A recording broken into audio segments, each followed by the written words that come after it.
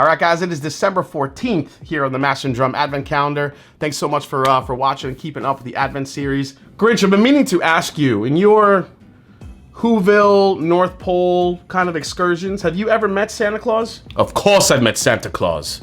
So what is he like in real person? Is he as jolly as they say? I don't think jolly is the right word to use. All right, so what word would you use? How about annoying? So you think Santa's annoying? Think about it. He basically breaks and enters into every house all over the world in one night. That's not being jolly. That's being a criminal.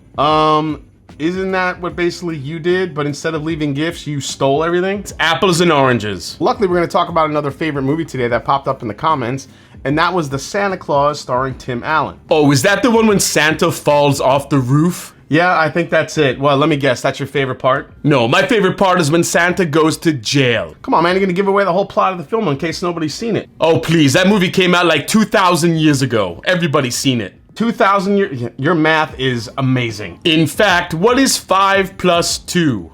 7? Actually, the answer is how many times I'm going to Grinch in your bowl of cereal tomorrow. You're gonna poop in my cereal 7 times tomorrow? Yes, we're gonna call him Grinchy Pebbles. Oh, you're such a jerk. So the movie The Santa Claus starring Tim Allen was actually supposed to have a completely different title instead of The Santa Claus. It was gonna be called Such a Clatter, which is a famous line in the movie, and also The Night Before Christmas, which is also featured in the film. Now, unfortunately for Tim Allen, the entire movie was filmed in the summertime, which included 4 to 5 hours of makeup, prosthetic applications, and multiple fat suits as the movie was shot. So according to Tim Allen, during the filming of the movies, he was absolutely roasting. On top of that, when the movie was first released, Disney started receiving complaints about the film. Now, older releases of the film include a line with Scott making a joke about 1-800-SPANK-ME. Filmmakers did not realize that this was an actual phone number, and Disney received complaints about children calling the number, and then the line had to be cut. Oh, is that why it doesn't work anymore? Wait, what? Oh, never mind. And with that lovely picture, it's day 14.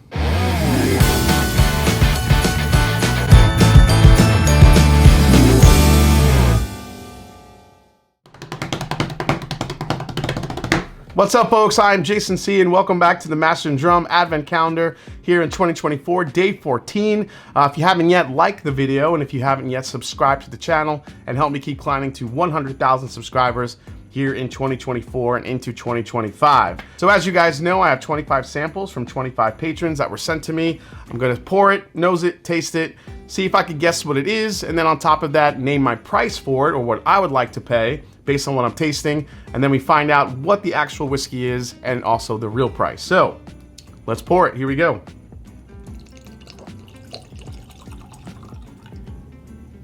So this sample comes from Rick Morris. Thanks so much for sending this along. Rick, let's dive in, see if we can figure out what you sent. Here we go.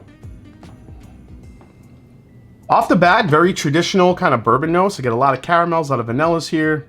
It's got a lot of spice too. There's a bright fruit character to this, and I think it's not so much like it's not really a cherry or something dark. It's a little bit brighter. I feel like I'm getting a little bit more of a strawberry, maybe a little bit even of an apricot in here a little bit too. This is really nice. Now, it doesn't smell proofy, which is nice because a lot of my patrons have been sending me some pretty high proof stuff. So, all right, let's give it a try. Here we go.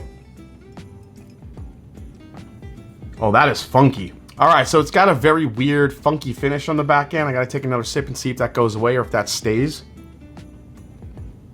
It's almost like this earthiness that I get in some whiskeys. Now, whether that earthiness is coming from an older barrel or coming from a youthful characteristic, sometimes it's either one or the other. It's hard. This one feels like it's still, I feel like we have another high proofer here. But I'm also thinking there's some age to this too, because not only is the color pretty dark, but I feel like sometimes the older whiskeys, more often than not, sometimes if it goes a little bit of a different direction, can give you that really funky, almost bitter finish on it, and I feel like that's what I'm getting here. Interesting. I do think it's a bourbon. I think it's a pretty high proof, but the finish on it is kind of killing the experience for me. I love the front of the palate. It's very rich, very thick. Again, a lot of caramels, vanillas, a lot of spice here too. But the finish on it is it's just weird. It's funky. It's like old oak with like moss on it, kind of a, I don't know, just, it's got that earthy, almost like moldy type of finish on it. But again, I've had it worse on other bourbons or other whiskeys. It's not that terrible here, but I love the front and the mid palate so much, it's kind of killing the experience in the back end. So here's my guess. I think it's a bourbon. I think we're looking at a pretty high proof here. I think we're looking around 123, maybe 124, in that range. I think there's a pretty good proof point to it. As far as age, I think there's a pretty good age on here. I don't know, man. I hate to get kind of stumped again with the age. Age is tough because I feel like there's some good age here. I'll say 10 years. Maybe even older than that. It might be 10 plus. I don't know. This is what I'm going to say. I think we're dealing with an older whiskey. And when I say older whiskey, I mean like era-wise. I think this is like something from the maybe 70s or 80s, maybe? Maybe 90s? It just has an older whiskey funk to it. So I think we're dealing with a little bit of a dusty. Now, how old of a dusty it goes back, I'm not sure, but that's what I'm guessing. And as far as what would I pay for this? I don't know. I think the finish just kind of destroys the palate for me. I mean, I like the high proof of it. I love the flavors on the front of the palate, but the finish just makes this kind of like, I don't know, maybe $100, maybe not even 100. Maybe I'd go like 75 bucks for this. It's got good flavor on the front to mid palate, but the finish is just killing it for me. So I'm intrigued. Let's find out what this is. This is a stumper. All right, here we go. Oh my God, this is gonna be so bad. Wow.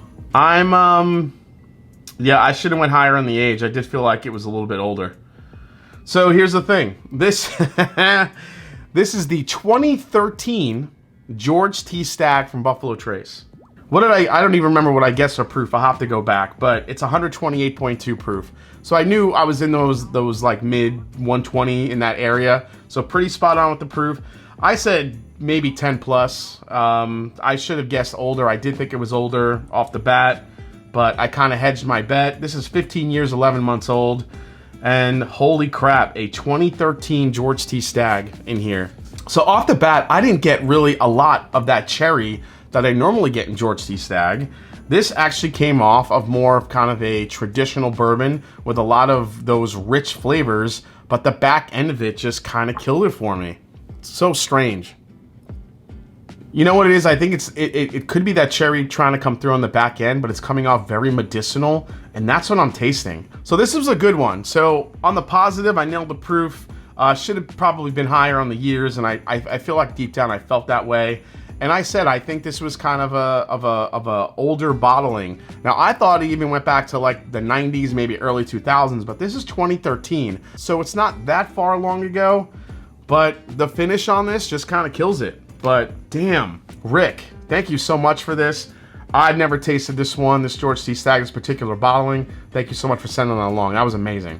All right, guys. Well, thanks for watching this episode here on the Master and Drum on day number 14. As we tried the George T. Stagg from 2013 from Rick. Thank you so much for sending it along. If you liked the video, please hit the subscribe button below. Please hit the like button. And if you haven't, find me on Instagram. Let me know down in the comments if you've tried this one.